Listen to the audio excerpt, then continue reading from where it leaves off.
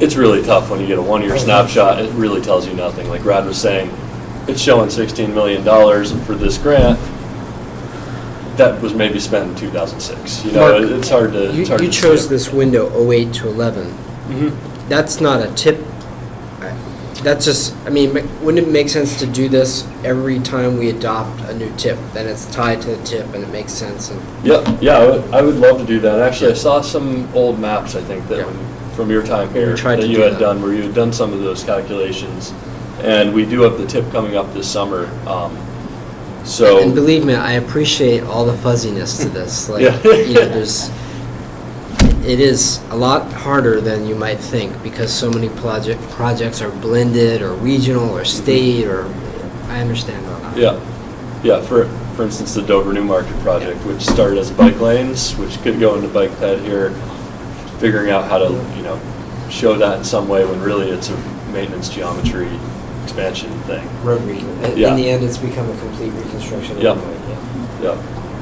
And I guess that's the important thing to communicate here also, is that very subjective on how those categories are broken up. The numbers are right. And that's another one of these great little snapshots to explain to people. So Durham Newmarket 108 bike project, approved in 1998 as a transportation enhancement project for, I don't know what the original number was, $250,000 in our profound excitement and naivete, the first round of enhancements that we're going to put bike lanes on this 4-mile corridor of 108 for $250,000. We're literally going to just go in and build the skinny little bike lanes on the side of the road. Is going to cost $250,000. Good value, life safety. And now you can't physically engineering do that. So what do we have? A complete reconstruction of the road for $4.5 million. Yeah. But be careful that doesn't get listed as a $4.5 million bike project. It is not. Yeah. Perfect case study. Yeah. So I just wanted to show everybody some of the work that we've been doing with the annual listing, and good work. I think it's an interesting piece of paper to take a look at. And I can send this out electronically also if people are interested. I messed up by having the years in some of these go backwards, where it's 11 on the left, 2008 on the right. So it wasn't done perfectly. It was thrown together pretty quickly, but it is kind of interesting to see what's in there. And you can always go back and look at some of the old annual listings if you want to get an idea of the projects that were actually involved in these, I guess. Mark, to the extent, I mean, Brad was talking about this being searchable. Mm-hmm. Or, I mean, it wouldn't be useful for you to send me that, because I don't have any of the backup stuff. It'd be much more useful if you had this on the website with links to those things that Brad was talking about. So to the extent that you have time and energy to spend on something like this, I would rather you spend it on something that we can come and look at rather than you send to us, because you couldn't send us all the information that's the backup. Yeah. The file would be too huge. So. Yeah. And I mean, ultimately, my ability to create this database functionality with something like this is the preliminary baby step to getting to that place. But that's the goal, is to start moving towards that direction where you can go in here, click on one of the cells, and it'll pull you over to the projects that it's associated with. And that's one of the big goals coming up for the near future, next 6 months, is to start figuring out how do we do that? How do we do that just for our projects in the long range plan? How do we do that for projects in the TIP? So we get some of that background and some information about them that's a little bit more meaningful. All right, that's all I have on this. Any other questions on that topic? Then let's talk about something intelligent, transportation system upgrade. Dan. Yep. All right, Intelligent Transportation Systems, or ITS. We sort of already touched on the power of ITS before, when we were talking about the Planning for Operations course that Mark and Glenn were talking about. I think the biggest thing to understand about ITS is the fact that it has the power to increase current transportation infrastructure efficiency and the safety of the people using that. So in a time where we're so fiscally constrained, we have a growing need for a lot of maintenance and preservation projects. Things like ITS are really a relatively low-cost way of increasing our efficiency of what we have in place, rather than doing big projects, capacity improvement projects like I-93 or, what's going on here in Rochester and the Little Bay bridges. I mean, those are certainly necessary, but a way to make those projects last longer is by using ITS. So we are currently working with IBI Group out of Boston, Mass, and the Rockingham Planning Commission to update our regional ITS plan and architecture. Just had a conference call yesterday with IBI and Rockingham. We set a date for our first working advisory group meeting. It's going to be on February 10th, 10 o'clock at the Newington Town Hall. Now, I'll be sending out a little bit more information on this probably on Monday. We don't have an agenda yet, but we have a memo from IBI which basically lays out everything that we're going to be going over in that first kickoff meeting. The goal, and at the minimum, I would love to see transit represented there, federal highways, DOT, especially the larger cities, really any community official, emergency response official, and the like. Anybody's invited, but at the minimum, we would love to have people who have a working knowledge of ITS systems in their community or in their region, because we're going to be talking about the current status of ITS, what's happened since we put the initial plan in place. So that's really the first step, is to figure out where we're at right now. So having those people there who have a good working knowledge of ITS systems, whether it's on their buses or on their roadways, that's really who we need represented at these meetings. So I'm going to be sending out more information on Monday. I'll have the date and the time. Hopefully, we can get the right people at this meeting. But besides just providing your knowledge, it's a great way to talk with ITS professionals. I mean, these guys from IBI are nationwide. They are renowned for their ITS plans and architectures and their ability to figure out the best systems for a certain region. So it's a great way to interact with these ITS professionals, get any projects that you have in mind for your community or agency to get into this plan, because they need to be in this plan in order for them to be part of a project in a TIP or a 10-year plan. So it's really a requirement to have these things in place before they get implemented. So I'll be sending out a little more information on that. I think everybody's got a decent handle on ITS and maybe not the individual systems themselves, but really knowing the power that they have, what they can do for the efficiency of the transportation infrastructure. That's really the thing to take home with this. And I guess I'll be sending out more information on this, and hopefully we can get a good working advisory group together to update this plan, and hopefully DOT can keep doing a great job. They've been doing a fantastic job implementing what we have in our plan. And now I'd like to see that sort of fed back into us and filtered down, so we can figure out the best way to move forward and to keep implementing those systems to help really save us money in the long run, I think. So. Another comment about the ITS is, again, that data component for communities where, this ITS is going to provide the data that we need to understand, where to go with planning in the future for communities on an individual basis, for the region, for the state. So communities with significant traffic issues or primary corridors going through them that probably could use more data to make better land use decisions and other decisions within their community. This is really important stuff to be involved in, because, yeah, it's much easier to plan based on data than doing everything theoretically, I guess. Okay, thank you. I think Brad's gonna. It's all right. Okay. I was just going to say, a perfect example of an ITS application in the region is what Mark had said.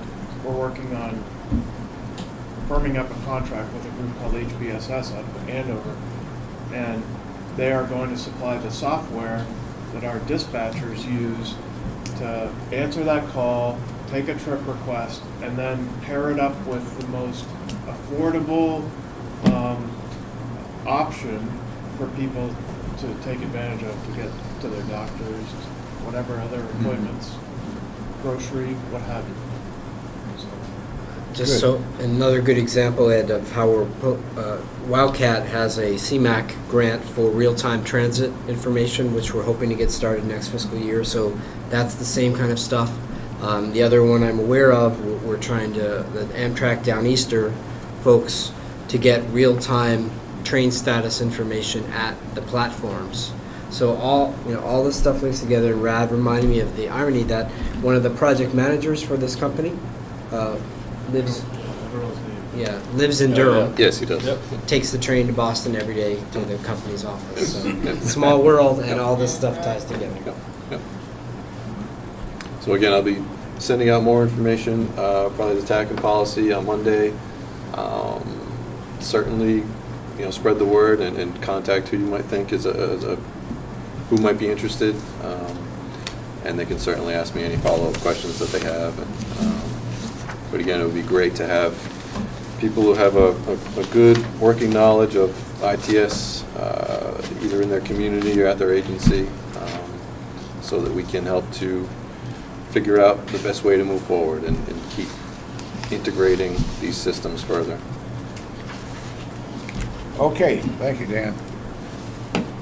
Moving on to item 6, project updates. And Dan, your name's listed first. I'm first, okay. I just want to give a quick update about our traffic count database. We have it on our website now. It basically has a PDF report showing you total volumes and hourly breakdown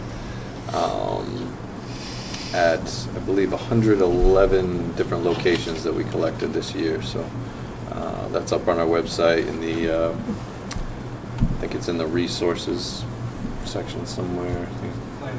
Planning data, traffic count. Yeah, it's easy to find. But yeah, that's up on our website if you, or you can just email me and I can send you a copy of it. So that's all I have. Kyle? Right, yeah, we can do that.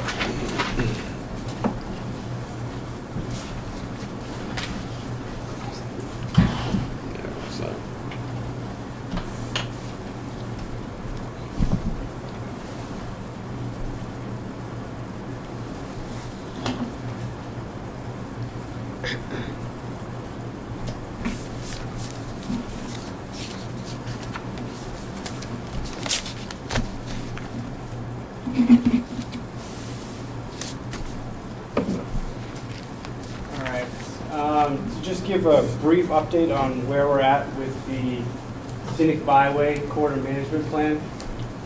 This is something that we are submitting to DOT to be considered as part of their Scenic Byway program. It's going to work twofold. The first is going to be that towns are going to have a management plan. And second, if it is designated, there's chances for extra funding that's available. So just I'll go over briefly where we're at with this. This is a map of the current route. It starts in Newmarket, Newfields border, travels north through Durham, through Madbury, Dover downtown, Rollinsford Route 4 to Roberts Road, Main Street, Front Street down to their historic district. I imagine that I haven't had a chance to meet with Durham yet, but I think that they may want to extend it to their downtown area, because right now takes a right at the light where their historic society is. So I think that they may want to extend it downtown, but I haven't had a chance to meet with them yet.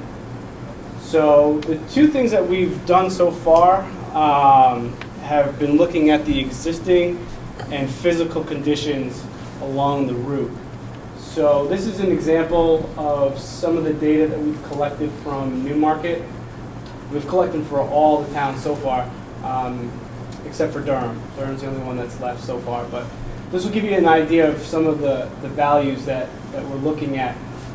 The 6 values that are part of the criteria are scenic, natural, historic, cultural, archaeological, and recreation. So this just gives you an example of some of the things that we've collected so far. But what we want to do and what we've done in the plan, I don't have it on here because it's too long, but we're trying to sort of tell a story from when you read it, it's going to take you from Newmarket, and if you're traveling north, it's going to take you all the way to Rollinsford. So to give you an idea, I'll read some of this part from the scenic resources. The Mills Scenic Byway offers a clear depiction of a small yet vital communities located along the coastal shores of the Lamprey, Oyster, Bellamy, Salmon Falls, and Cocheco rivers, while retaining the character and historical appeal of historic mill towns. Such scenes still exist along the Route 108 and Route 4 corridor. There are breathtaking views of rolling open hills bordered by forest lands and stone-cut walls, through brooks and low-lying wetland marshes, views of pristine farmland that open up to downtown historic districts peppered with white church steeples, old mill buildings, river frontage, park areas with access for river walks, and other recreational activities. These charming scenes paint an illustration of New England river towns that possess a historical past that has seen a steady transformation from early sawmills to a thriving textile industry, which has in turn given ways to dozens of small businesses. And that continues on. We look at scenic, natural, historic, and we collected quite a bit of information. So if anyone wants more information on this, this is just a table for Newmarket. But the other thing that we've done too is we're going to create an appendix. So we can't, in the management plan, we can't go into detail about every single resource that we identified, but we can in the appendix. So what we did is we went out and took a picture of every single point along the route that we collected. So these are the fishing weirs in Newmarket. This is the Lamprey. I think it's probably best that we get a summer picture for the Lamprey. It's a little dead there, but you get the idea. The McKellen Dam, Arbor Park, Shonda Park, Heron Point Sanctuary, and each one's going to have a write-up. And this is going to be useful for any user that's traveling along the byway to know what's there. What's there to stop and to take a look at. The second part of this is some of the physical conditions, and we looked at traffic and safety, and mostly focusing on traffic volume and speed data and accident data. For volume, we went out in the last 2 years and set 17 counts. So we have average daily traffic for 17 points along this route. For speed and accident, we decided that we were going to do it on a local level. And what we did is for each town, we went back 5 years. And this is Durham's. And we collected all the speeding citations and warnings, as well as all the collisions that they had. And we mapped them for the top 3 or 4 most problematic areas in speeding and collisions. So in Durham, the biggest speeding is right here on Dover Road, right near Old Town Landing. And the most accidents are at the Route 4 intersection. And we have this information for each town. So this is something that we did as far as looking at on the local level. We also looked at road signage. We did a pretty extensive inventory of all the signs that were along this route. And it's not helpful putting it on a map because there are so many of them. It just looks like a big blob. But we do have a shape file, and each town is going to get a site-specific map for them with all the signs. And if they have GIS capabilities, they're going to get a shapefile with more information on where the sign is located, what kind of sign it is, whether or not it's regulatory or a warning sign. So that's something that we finished this fall. Another thing we're working on right now is to do a bike and pedestrian level of service, and it's kind of hard to see it on this, but we're using this calculator form, and it takes a look at lanes per direction, the width of those lanes, whether or not they have bike shoulders, posted speed limits, the percentage of heavy traffic, sidewalk width. We plug all that information for stretches of road, and it spits out a level of service for both bike and pedestrian. So that's something that we're working on now. I haven't done this before, so we're sort of tweaking it. But so far, from what I know, from what we've got, it seems to be working out pretty well. Most areas in the downtown are extremely high as far as level of service. Some of the areas that have a little bit higher speeding tend to be a little bit lower. But that's something that we're working on right now. Another part of this is land use and conservation. We took a look at all the land use along the route. This is just a figure that gives you an idea of what's there. The two or the three biggest are residential, forested, and agriculture. So agricultural land and forested land almost makes about 50% of the route. And when I say corridor, you're looking at about a quarter mile each side. So that gives you an idea of what some of the land use is. And what we wanted to do is look at towns' master plans and get an idea of what their idea was for the future as far as land use. And it was good to see that a lot of these were very similar. Newmarket, maintained small town atmosphere. Durham's maintained that small town character, but supporting a healthy business environment. Dover as well. They want an urban vibrancy guided by a small town sense of community. Residential community, a traditional character, provide a sense of place. Rollinsford, same. Rural settings, sense of community, small town atmosphere. So all of these are sort of tied together, that they want to maintain that sense of place, yet they do want to drive people down to their downtown districts and promote tourism and things like that. We also looked at their zoning, that along the route, most of they have some suitable for businesses. In Newmarket, the M is for their mill district. Recreation, residential, pretty similar for all. And we're putting together a zoning map. The Dover one will probably have to get updated. I think their zoning map has been updated, so that might have to be updated. And the last part of this that we've gotten to is we're looking at conservation efforts along the route. And this is an example in Newmarket. Some of what their Conservation Commission has been up to lately, some of the projects and activities that they've been doing, and the two easements that fall within the corridor in Newmarket. And again, we're going to do this for each town. This is I just picked out certain pages, of the big document to give you an idea of what we've accomplished so far. After we're done with the existing conditions and physical conditions, it'll be time to take 2 or 3 people from each town and get them together and decide on whether or not what they want to do as far as the management plan.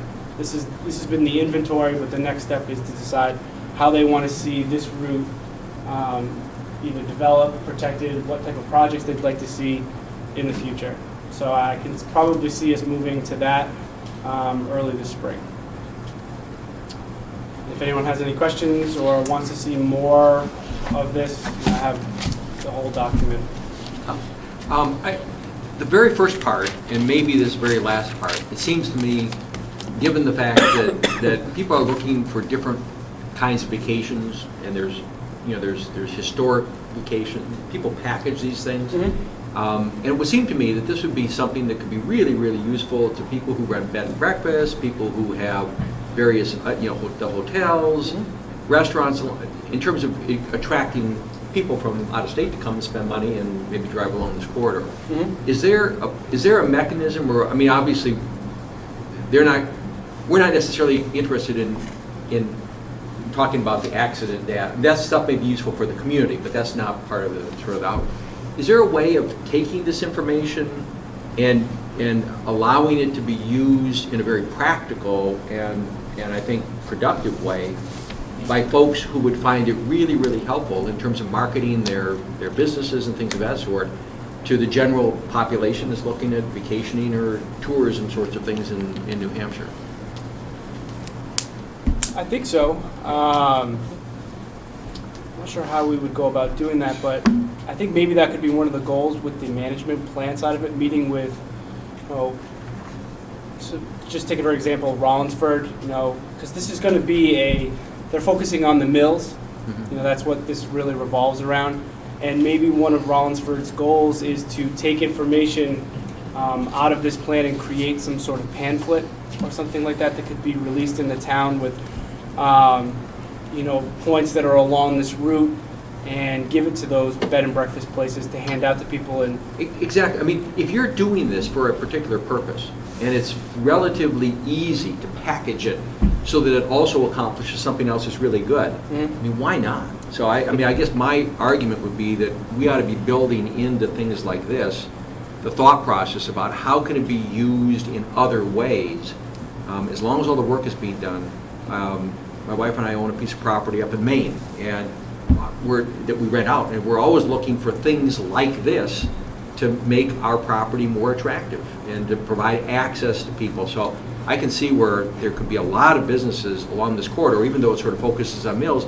There's a whole bunch of stuff. You're talking about dams, you're talking about graveyard, there's all sorts of stuff. I think when we get to the management side of it and we start meeting with the towns and they decide, like, wow, we really have, this is what our inventory is along this route, and if it does become a state designated byway, then that could be something that gets put, in the windows of those stores. We're located along a state designated byway in New Hampshire. But even if it doesn't become that, it's still useful information. Yeah. I think that's part of the intent of I'm sorry, I jumped in there, but part of the intent of the Scenic Byways program, a lot of the funding, once you have Scenic Byway in place, is for marketing or for doing pull-offs on the road. I think that's really one of the goals and why communities are interested, is because it can really help create a more vibrant downtown. You've been very patient. I want to let you. Ken, I think you just described what the whole purpose of a Chamber of Commerce is. I mean, this is doing exactly what it's supposed to do. I don't think it needs to look anything different than it does. The government is collecting and providing the information. It's up to the chambers to do almost everything you're talking about. All I'm saying is, if we're doing this, let's make sure that we're thinking about how we package it, so that, for example, there's portions of this that could be really useful for a bed and breakfast, saying, come to our place because we're on this corridor. But again, that's the chamber.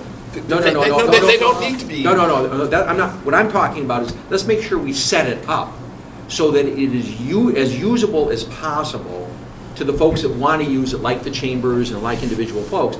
If this is one great big PDF document, for example, it'd be hard to get the pieces that you want, because you'd have to have the software to do all of that stuff. Whereas if it's set up so that there are sections that are available to be cut out or whatever, I'm just thinking, if we set it up in a way that makes it as multifunctional as possible in the very beginning, we're making it easy for it to be used in multiple ways. Government isn't the one that does all the marketing. I'm just saying, let's set it up so that it's really easy for people to use if we're going to all this work to begin with. That's Here's all. your toolkit. Use it however you want. Yeah. Ken, now I think I have a better idea of what you were, to get to your point. We actually just had a meeting with our person that runs our website, and we are looking at starting to put some of these documents online, but not as PDFs, but more as interactive plans, where you can go through sort of section by section, have the pictures, and basically have a map. And you can almost go along, take your mouse and go along the route and see what's there. I think that would be sort of an interactive tool for communities to have. If you had said, if you go to this site, you'll be able to see everything that's along this route, all the work that we did pictures, everything like that. So Correct, but the typical tourist isn't going to come to the Regional Planning Commission website. Yeah. So all I want to do is make sure that whatever we produce, that it's as easily usable by other parties that might find it useful as possible, so that, Yep. that if it's set, however we set it up interactive, that's terrific. But I just want to make sure that however it's set up, we're making it as easy to use for as many people as possible, so we get double and triple and quadruple bang for the buck that is being spent on this, that's all. If you're one that's interested in old historical cemeteries, Yeah. you can find that. Yeah. If you're interested in dams, you can find that. Yeah. Yeah, whatever the. But it's not all whatever hooked your together so that I thing have to is. download a 60-page Right. document in order just to look at the piece that I And if want. 3 inns along the route are doing a historical tour, so you can interact with it. Exactly. I see what you're saying. Okay. All right. So I'll be brief to finish up here. 10-year plan, when signed by the governor, with the legislature to